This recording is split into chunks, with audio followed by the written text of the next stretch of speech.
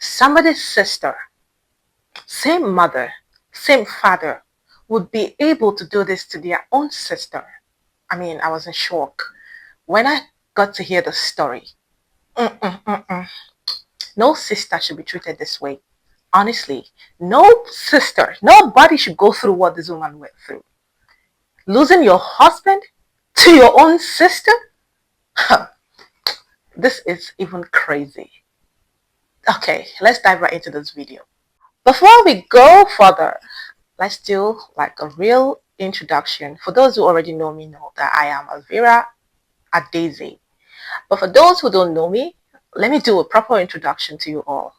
My name is Daisy Alvira. Now let's get right into the story of the day. Oh, this lady from a very humble background. Their parents are not very wealthy.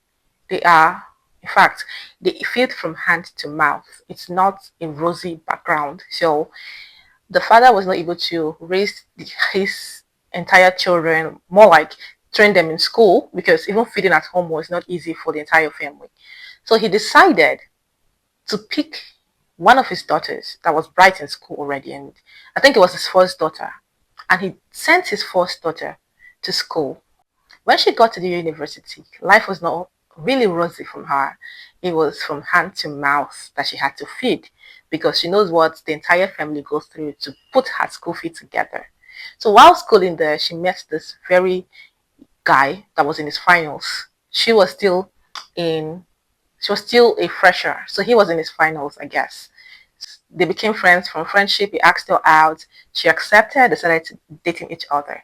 While she was still in school, he graduated already and went on with his life. But they kept in touch and they were still in the relationship, of course. So when she graduated, she went on to serve. There's this thing we do in Nigeria, NYSC. So anyone who's a Nigerian know that you have to serve Nigeria as a university graduate by, doing the entire NYSC exercise for 1 year. So it was time for her to serve as a copper. She happened to get a very beautiful primary place of assignment. The office was good, the pay was good. They had additional payment aside the payments that she was supposed to get from the federal government, and it was, good. So she, during the course of her service in this particular ministry, heard of an opening, and she immediately thought of her boyfriend, her long time boyfriend.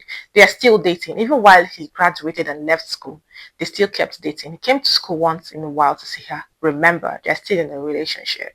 So she invited him to come apply for the position, and then he did. Guess what? She knew whom and whom to speak to about his application. So for that one reason, she decided to go ahead and make sure that she put a very nice word in for him, and then he got the job. A year after she was done serving, he decided to marry her. So they went on to their marriage ceremony and became husband and wife.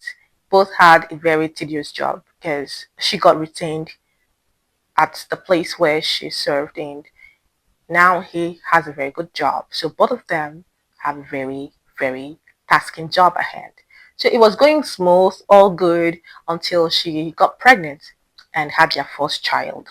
When she had their first child, she decided, that it was time for her to go pick her younger sister from the village and bring her to come and stay with her and her husband.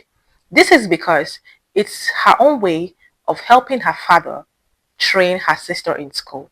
So she decided to bring her sister to come stay with her and, help take care of her child while she goes to work. And during this period of her sister staying with her, the sister would have to, go to school at both her and her husband's expense. She spoke to her husband about it and he accepted. And when she had her first child and was ready to go back to work, she made sure the sister came into the city and joined them.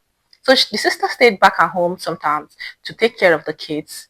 And when it was time for her to go to school, she goes to school, then comes back, take care of the kids. So it kept on happening that way. And she went on having kids until she had her third child. She had the third child, and by this time, her sister is already in the university. which means that her sister comes in only when she's on holiday because she lives in the university campus. So one Saturday, the sister came home visiting from school, and as well, her husband came back from a business trip, and then they have a full house. The next morning, it was time to go to church, but she inquired from her sister and found that her sister wasn't feeling well. The sister said she had cramps and she's not feeling too well, so she wouldn't be joining them to church that Sunday morning. And as for her husband couldn't join them to church as well because her husband just came back from the trip late last night. So she just wanted him to sleep and resting.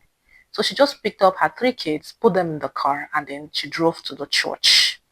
When she got to the church and dropped her kids, she remembered that she was supposed to give an announcement. She held a very vital position in the women's group in church. So she needed a particular women's register for her to give a proper announcement for the forthcoming women program. So she decided to quickly dash home and get this book. While so she was going to go with her car, but then she discovered that the church is a very busy compound in a very busy place. If she loses the spot where she had parked the vehicle, she would find it difficult to get a very good spot to park the vehicle. And being that she's part of the women's group, she would have to stay longer in church after the announcement for them to prep for the forthcoming women's program. And for that reason, she decided not to lose her spot, the good spot she already got, that she parked her car. And then also, being that her house is not quite far from the church, she only needed a car to be able to convey her kids. She just didn't want to lose that spot, so she thought to herself to use a tricycle and quickly head home and get the register that she had forgotten at home. She got home, not thinking of nothing, not suspecting anything. She went straight to their bedroom. She didn't make sounds because she didn't want to wake her husband, who had come back from a very hectic business trip. So she didn't want to disturb his sleep. She just wanted him to sleep well and rest properly. So she didn't make sounds. She just tried to get to their bedroom, and pick the register quietly and leave.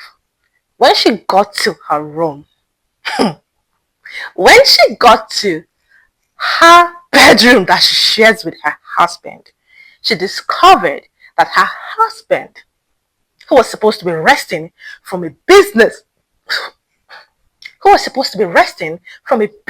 trip, was in bed with her younger sister. This man was in bed having the duel, if you know what I mean. Both the husband who just got back from the trip and her younger sister who had cramps and couldn't go to church with them were both having X. How sad. So she felt devastated.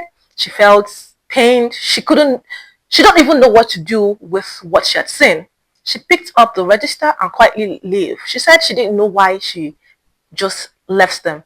But she just picked up the register and went back to church, hoping that when she comes back, whatever she saw would have an explanation to it. Maybe she's hallucinating. Maybe it never happened. Maybe she's overthinking.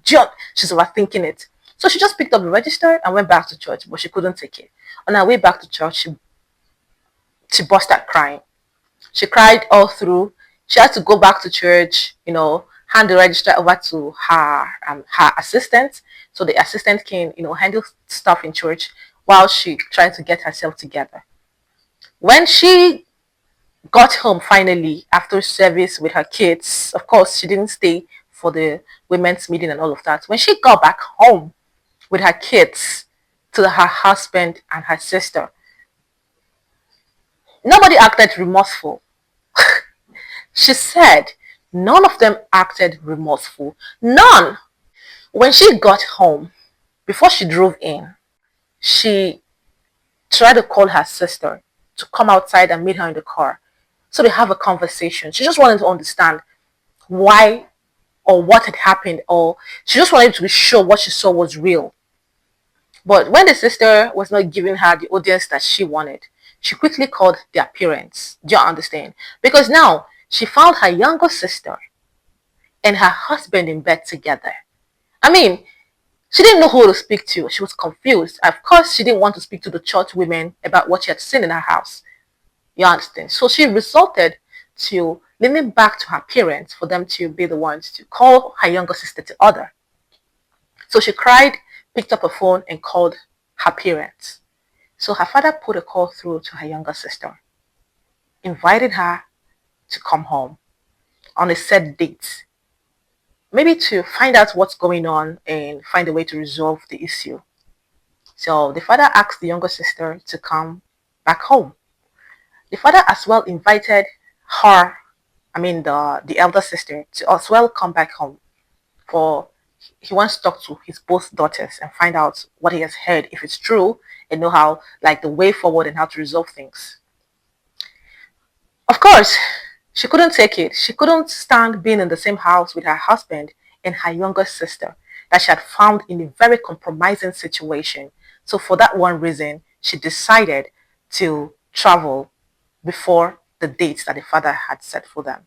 So she went a day before the dates the father had set up for them. When she got there, they waited for the sister the next day. According to her, the mother was just there comforting her and, waiting to hear from the younger sister. Nobody spoke to her about whatever had happened that night. Nobody wanted to speak to her about it. All they wanted to do was just to calm her down, and then when the sister comes or arrives in the house, find out what has happened and what led to the entire action. Lo and behold, when the sister arrived to the house, the sister came to the house with her husband. Her younger sister arrived at her family house with the husband, and the father scolded her, asking her that he had only called her to come. He didn't invite his son-in-law. He only invited her, the younger sister, to come so that he can hear from both her and her elder sister what had transpired. But to the shock of everyone, she arrived at that house with her sister's husband. And in her defense, the younger sister claimed that she knows why they're calling her. She's not a kid.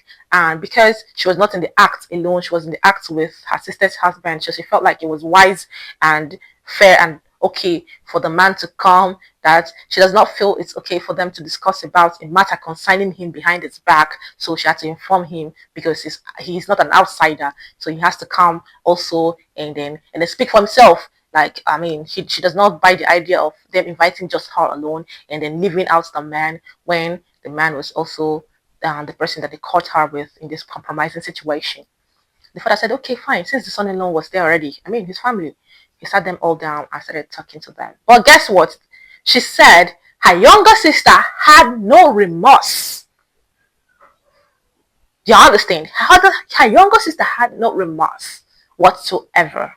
She said the sister made a comment about people can find love anywhere. It doesn't matter. You don't tell your heart who to fall in love with and when to fall in love. People can find love anywhere. People find love in unimaginable places. She said that was all that was coming out of her mouth. No remorse, no apologies, nothing. And the husband was just there nodding to whatever the younger sister was saying.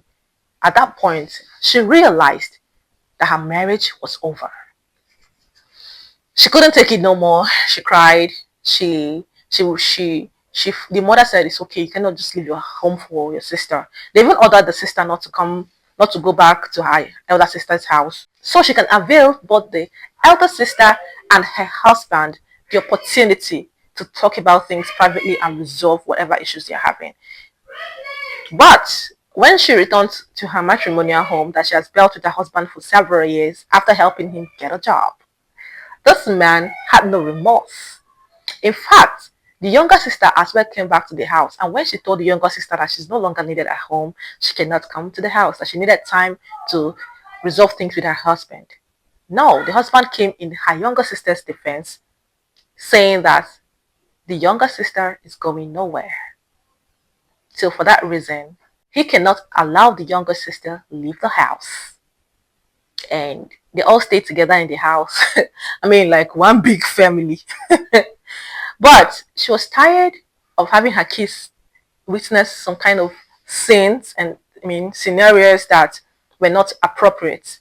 But she kept bearing it, thinking that one day everything would come back to normal.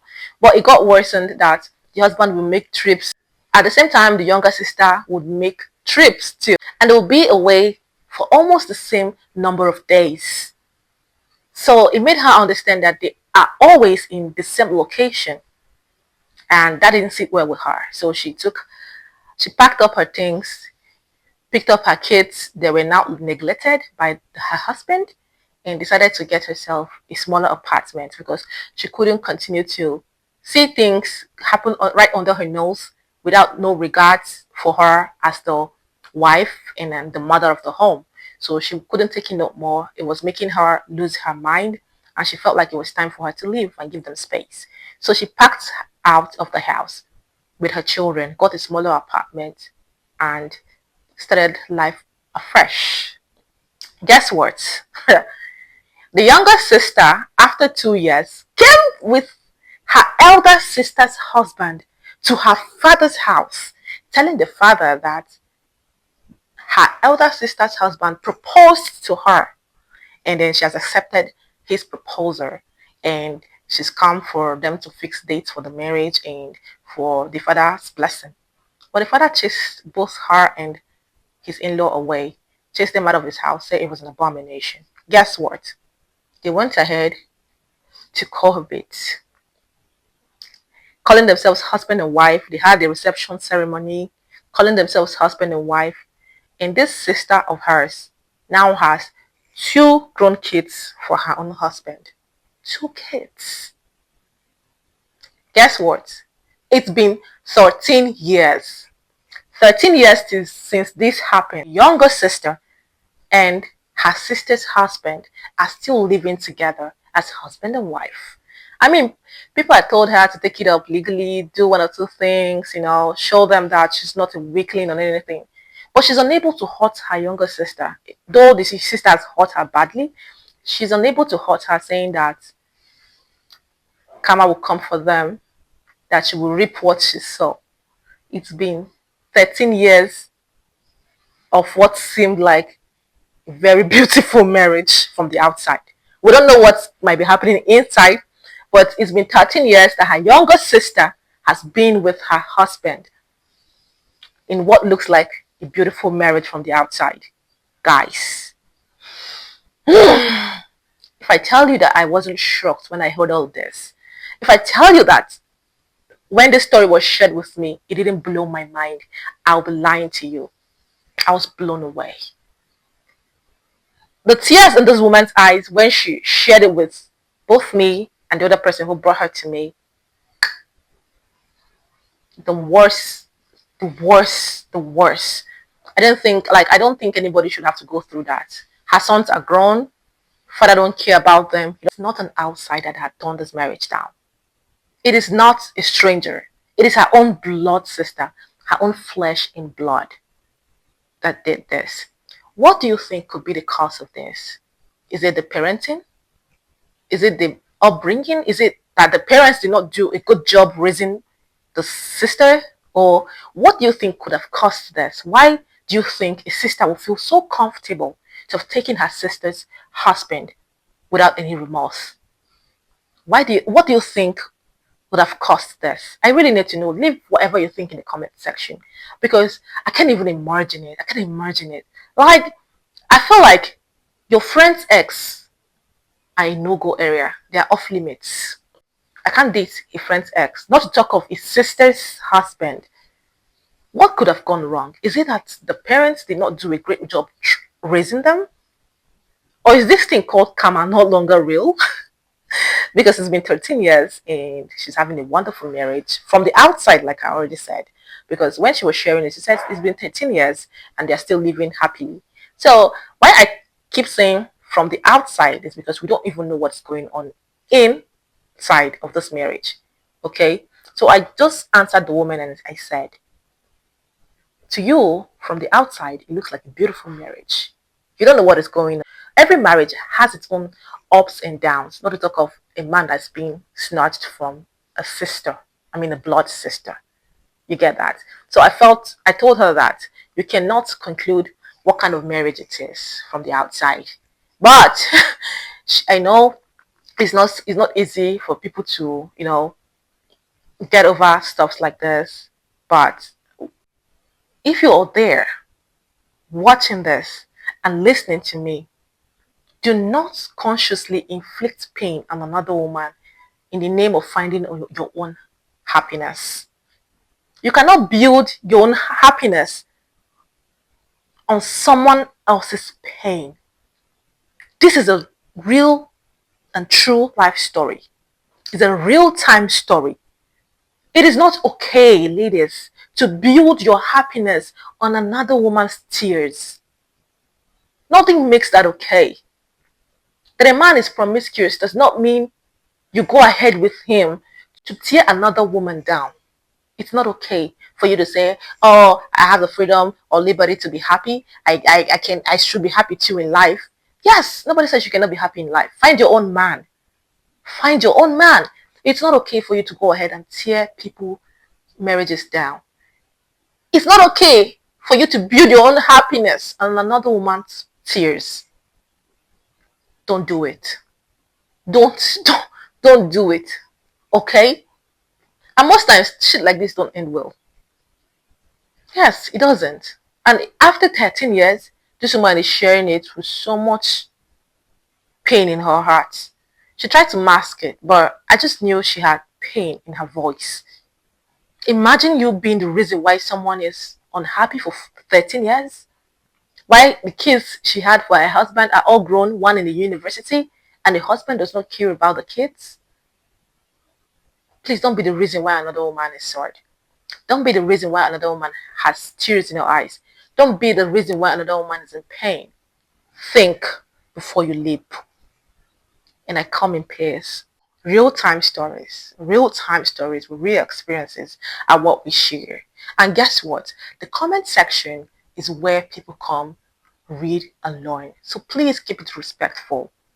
And if you have any advice or maybe any experiences of this, or firsthand, you know someone who has experienced this, please, whatever it is that was the lesson or the outcome from such situations, leave it in the comment section. And if you have a word of encouragement, because I mean, you never can know who's going through same thing that I just shared that might be in the comment section.